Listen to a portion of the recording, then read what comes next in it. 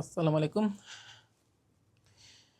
এই অঙ্কটাকে আমরা gamma function আকারে মান বের করব। মানে এটা আসলে ইলিপ্টিক্যাল ফাংশন আকারে আনা যায়, আবার গামা ফাংশন আকারে প্রকাশ করা যায়। তো আজকে যেটা দেখাবো, গামা ফাংশন আকারে আনলে এটা কীরকম হয়। মানে অনেকটা এটা মানে এরকম, অনেকটা এরকম হবে, অনেকটা মানে এটা অনেকটা এরকম 1/2√2 গামা 1/4 গামা হাফ গামা 3/4 এরকম আকারে আনবা। চাইলে এটাকে আরেকটু মডিফাই করা যায়, মানে এইভাবে প্রকাশ করতে হবে। তো আমি জাস্ট এভাবে না বললাম মান নির্ণয় করো, এটা মান নির্ণয় করতে বলছি। এখন এটা কিভাবে করব, কিভাবে গামা ফাংশন আনবো, আবার এটা আরেকদিন দেখাবো কিভাবে ইলেকট্রিক্যাল ফাংশন আকারে লেখা যায়, সেটাও দেখাবো। তো আগে আমরা গামা ফাংশন দিয়ে আসি। এটাকে কি করা যায় দেখো, 0 থেকে পাই। তো এটা কাজ করি, এখানে যে আকারে যেহেতু ছোট, আমি একটু উপর দিয়ে লিখি 0 থেকে পাই। আর এই পুরোটাকে আমি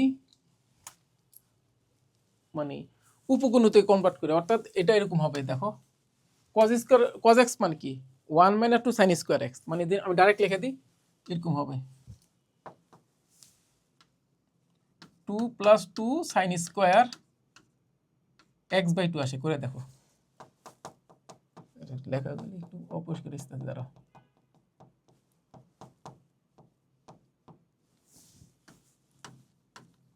এরকম আসবে 2 + 2 sin স্কোয়ার x/2 এরকম।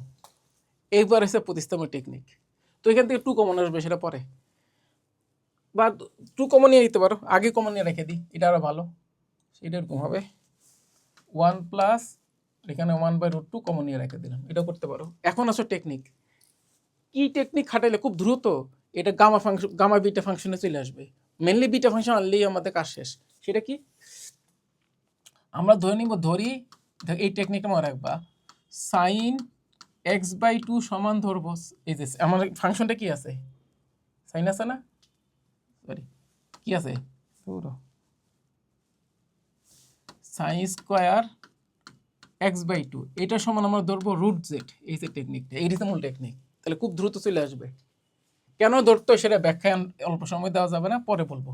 তো এটা আসো, এখান থেকে আমি সমাধান করি। x এর মানটা কত হয়, x সমান কত, রুট করলাম, রুট করলে কি হয়, z টু দি পাওয়ার কত 1/4, রুটের উপর আবার রুট করলে কি 1/4, সাইন টু ওই পাশে গেলে সাইন ইনভার্স 2 সাইন ইনভার্স, এটা আসে। এখন ডিফারেন্সিয়েশন করো, dx সমান কত আসে, একটু তাড়াতাড়ি লিখি, √1 - √z, z to the 1/4 square করলে z টু দি 1/2 মানে √z।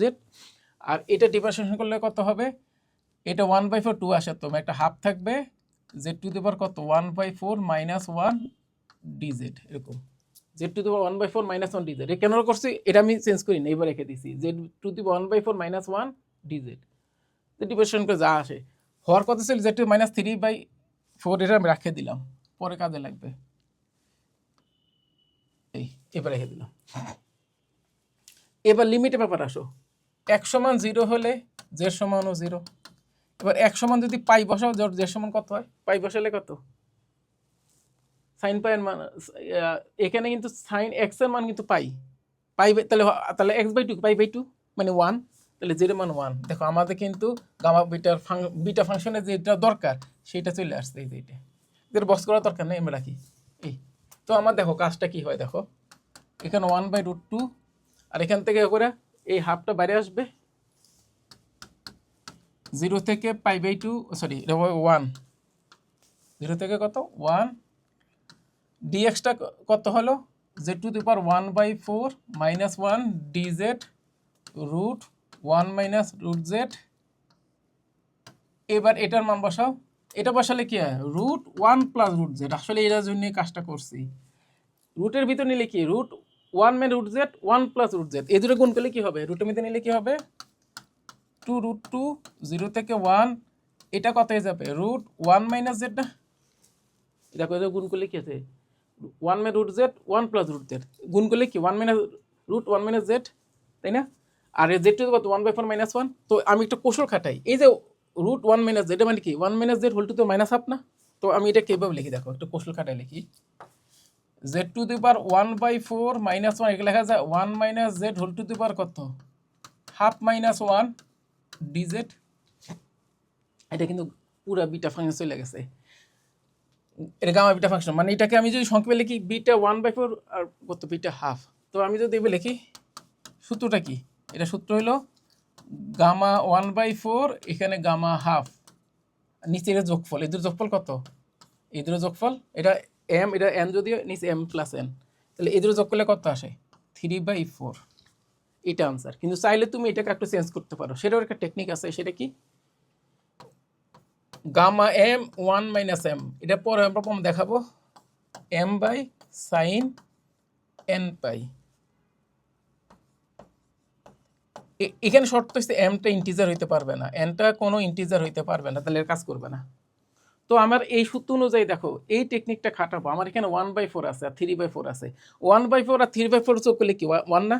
তো একটু কৌশল খাটায় লেখো। আমরা যদি এই কৌশলটা খাটাই, এভাবে লিখি গামা 1/4 আর গামা কত 3/4, এটা সমান কি পাই বাই সাইন পাই/4, তাই না? কিভাবে কিভাবে চিন্তা করে, একটু জাস্ট চিন্তা করে কেমনে লিখছি জিনিসটা। এম এম মানে 1/4 গামা 1 মাইনাস 1/4, এটা না? তাহলে এখানে এমটা কত 1/4 না? এমটা কত 1/4, তো এটা মান কত 1/√2, পাই/4 এর মান কত 1/√2, উপরে গেলে কত √2 পাই, এটা আসে। তো এই জিনিসটা খেয়াল করবা, অর্থাৎ এটা যদি একটু সাজায় লেখি কি লেখা যায়, গামা 1/4 গামা 3/4 সমান আমরা এই জিনিসটা জানি। তো আমি যদি নিচের এই জিনিসটাকে প্রতিস্থাপন করি, হ্যাঁ, তাহলে কি আসে 1/4 ইন্টু √2 পাই সমান কত 1/গামা 3/4, কি খেয়াল করছো? অর্থাৎ 1/গামা 3/4 সমান এই জিনিসটা, এই যে 1/গামা 3/4 সমান এই জিনিসটা লেখা যায়। তো আমরা যদি লিখি তাহলে কি আসে দেখো 1/2√2 গামা 1/4 গামা হাফ, এর মান যদিও আমরা পাই লিখবো একটু পর, এর পাই লিখে ফেলাই, এর মান লিখে ফেলাই, এর মান কত আসলে পাই, গামা হাফের মান পাই। আর এটা সমান কি গামা 1/4√2 ইন্টু পাই। তো আমরা এই জিনিসটা বোঝা গেছে, এই জিনিসটা মানটা আমরা বসাই দিলাম। লাভে লাভ যেটা হলো এইটা এটা কাটা যায়, কি লিখলাম, এইটা এটা কাটা যায়, কি লিখলাম, এটা কি লিখি না লিখি ধরো, এটা ঠিক আছে। ওটা জানি মান কত আসলো √2 পাই, তাই তো? অর্থাৎ √2 পাই দাঁড়া, আমাদের ওই মানটা জানি কত আসছিল, একটু দেখো, এই যে দেখি, এই যে দেখাই কত আসছিল, এই যে দেখো, এটা সমান 1/, এত সমান 1 গামা 1/4 √2 পাই, আচ্ছা ঠিক আছে। তাহলে আমরা এটা মুছে ফেলাই,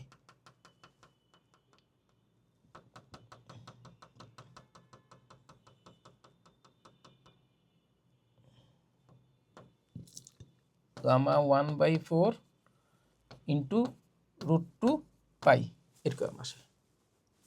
এটা হচ্ছে একটা পার্ট, এই যে এটা মানে 1/4 গামা 1/4, এটা মানে √, আর এটা সমান হচ্ছে জিনিসটা। তো লাভে লাভ দিল এটা এটা কাটা। তো শেষ পর্যন্ত কি আসলো দেখো, একটা সুন্দর টার্ম আসে দেখো, 1/2 গামা 1/4 হোল স্কোয়ার ইন্টু π⁴ 3/2, এই যে এটা আনসার। আমার ভুল হইতে পারে, কোনো ক্যালকুলেশন ভুল হইতে পারে, এটা আপনার চেক করে লই, সমান √2 পাই 1/√2 পাই, হ্যাঁ ঠিকই তো আছে।